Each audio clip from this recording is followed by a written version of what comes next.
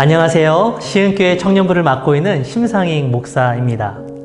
여러 가지로 힘든 나날이 계속되고 있는 가운데 이렇게 신앙을 중심으로 셀 모임을 진행할 수 있음에 참으로 감사한 마음이 듭니다.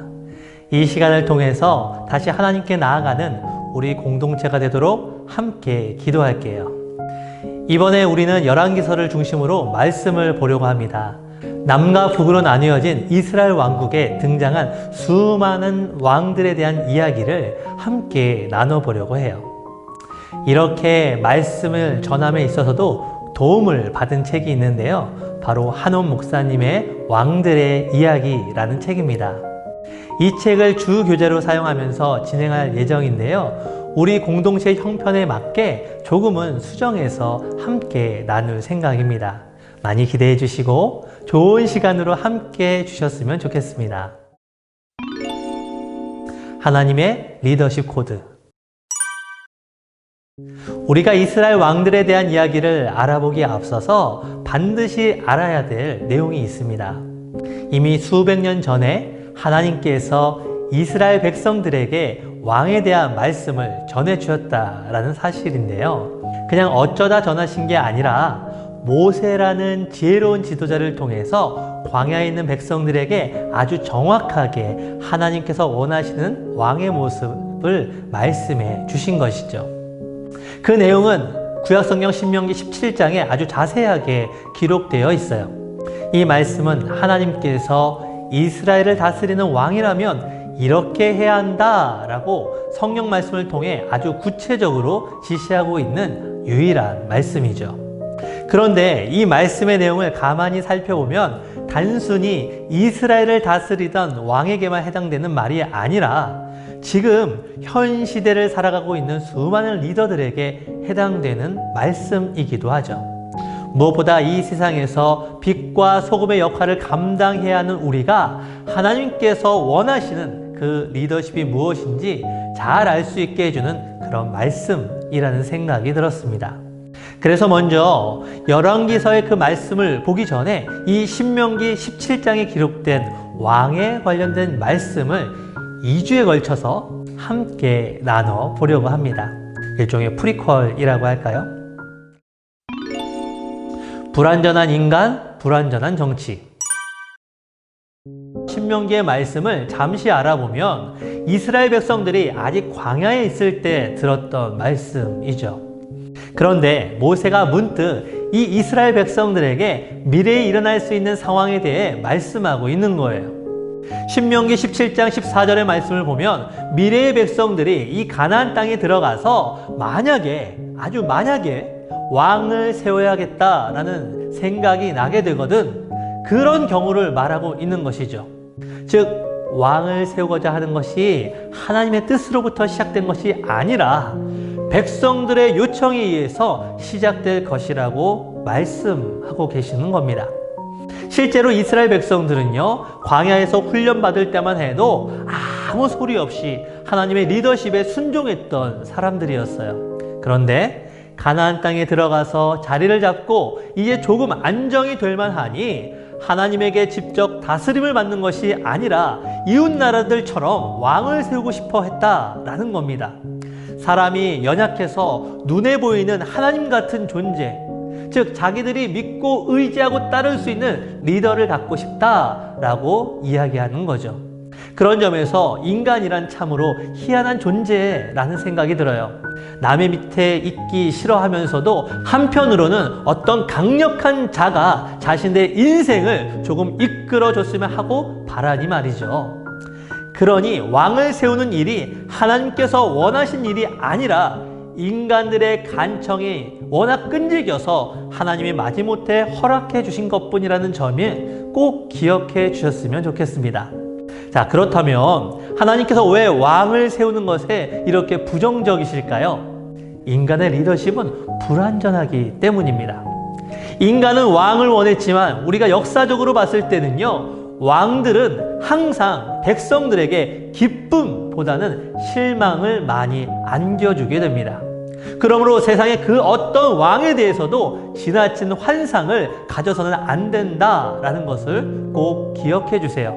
누가 권력을 잡든지 권력의 속성은 아주 냉정하고 추악하기 마련이죠. 아무리 선한 동기를 가진 사람도 그 권력의 도끼에 오염되는 것이 이 사람의 한계라는 점이에요.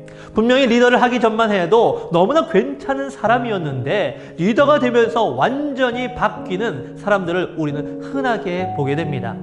제 경험을 잠시 이야기하자면요. 제가 초등학교 시절 아주 친한 친구가 반장이 되었는데요. 이 친구가 반장이 되고 나서 우리들을 대하는 것이 완전히 다른 거예요. 이 초등학교 반장 뭐 대단한 것도 아닌데 말이죠.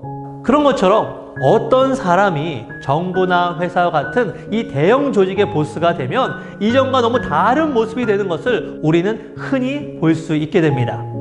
그래도 우리는 민주주의 시대를 살아가기에 그나마 인간의 조직 중에 굉장히 나은 시대를 살아가고 있지만 이 열왕기의 시대는 왕이 다스리던 시대였잖아요. 불완전한 인간이 엄청난 권력을 가지고 있을 때에 얼마나 끔찍하고 어렵고 아픔의 시간들을 사람들에게 전가할 수 있었는지 몰라요. 그처럼 인간 리더는 불완전할 수밖에 없음을 꼭 기억해야 합니다. 하나님께서 택한 자. 자, 그 다음에 우리가 기억해야 될 부분은 바로 15절 말씀과 같이 하나님이 택하신 자를 세워야 한다라는 점이에요. 하나님은 이스라엘 백성들에게 어떤 정보의 시스템을 정해주지 않으세요. 왜냐하면 시스템이 중요한 게 아니기 때문이죠. 그럼 무엇이 중요할까요? 바로 사람이 중요합니다. 그래서 인간들이 만들어가는 조직이지만 하나님이 택하신 리더를 세워야 하는 것이죠. 그래야 그 조직이 하나님께서 원하시는 뜻대로 나아가게 된다라는 것이에요. 그렇다면 하나님께서 택하신 리더를 우리는 어떻게 알 수 있을까요? 하나님께서 택하신 리더를 알기 위해서는 먼저 기도해야 합니다. 그리고 성령이 충만해야 하죠. 그리고 말씀을 중심으로 볼 수 있는 그 관점이 있어야 합니다. 그래야 하나님께서 택하신 자를 알아볼 수 있는 그런 영적인 분별력이 생기게 되는 것이죠. 자, 그렇다면 우리가 성경의 예를 한번 들어볼까요? 다윗의 아버지가 누굴까요? 바로 이새라는 사람이죠. 자, 이새는요, 다윗의 아버지였음에도 불구하고 막내 아들인 이 다윗이 하나님의 기름 부으신 사람이라는 것을 전혀 알아보지 못했어요. 그럼 누가 알아봤죠? 바로 기도하는 사람 사무엘만이 하나님의 인도하심을 느끼고 다윗에게 하나님의 기름 붓는 그 예식을 행할 수 있었죠. 오히려 가깝다고 생각하는 사람이 영적으로 더 무지할 수 있는 법입니다. 왜 그렇죠? 우리는 사람을 제대로 알아보는 능력이 없기 때문입니다. 학벌, 외모, 나이 등등 우리는 육적으로 보게 되는 선입견이 너무나 많이 있어요. 그러므로 우리가 하나님께서 진정 원하시는 사람이 누군지 알기 위해서는 우리가 하나님의 마음으로 충만한 삶이 되어야만 하죠.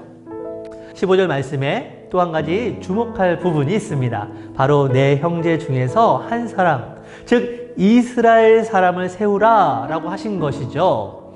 자, 이 말을 얼핏 보면 상당히 인종차별적이고 굉장히 배타적인 선택 기준이 아닌가 라고 오해하기가 쉬운데요. 그러나 하나님께서 당시 이 말씀을 하신 것은 우상 숭배를 막으시기 위한 것이었어요. 지금으로 생각하면 리더가 하나님의 가치를 중심으로 판단하는가 그 여부가 중요하다라는 것이죠. 즉 이스라엘 백성이라는 그 혈통 자체가 중요한 게 아니라 하나님을 믿는 신앙이 중요하다라는 말씀이에요. 그러므로 리더가 될 사람은 반드시 하나님을 제대로 믿는 사람이어야만 한다라는 것이죠. 우리가 보기에는 조금 부족해 보여도 하나님에 대한 믿음을 가지고 그 가치를 판단할 수 있는 사람, 모든 선택함에 있어서 기도할 수 있는 사람이 리더의 자리에 앉아야 함을 말씀하고 있는 겁니다. 자, 그러면 오늘은 여기까지 이야기를 해볼 텐데요. 잠시 정리해보면 이 세 가지를 기억했으면 좋겠어요.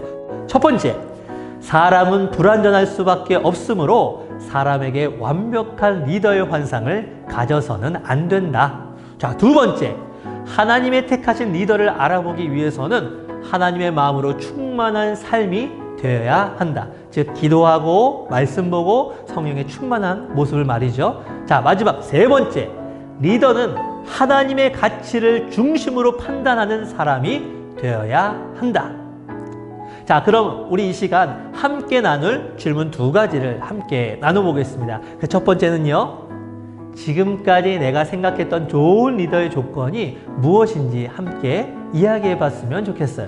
자, 2번째는요, 내가 지금까지 경험했던 그 신앙의 리더 가운데 가장 기억에 남는 사람이 누구였는지 한번 이야기해 보시고요. 또 그 사람을 선택한 이유에 대해서 함께 이야기해 보는 시간 되었으면 좋겠습니다. 오늘 이렇게 첫 번째 강의를 마쳐볼 텐데 어떻게 잘 이해가 되셨나요? 자, 오늘 또 이렇게 즐거운 나눔의 시간 되었으면 좋겠고요. 다음 주에 더 좋은 시간으로 함께 만났으면 좋겠습니다. 자, 그럼 오늘도 함께 좋은 시간 되었으면 좋겠습니다. 안녕.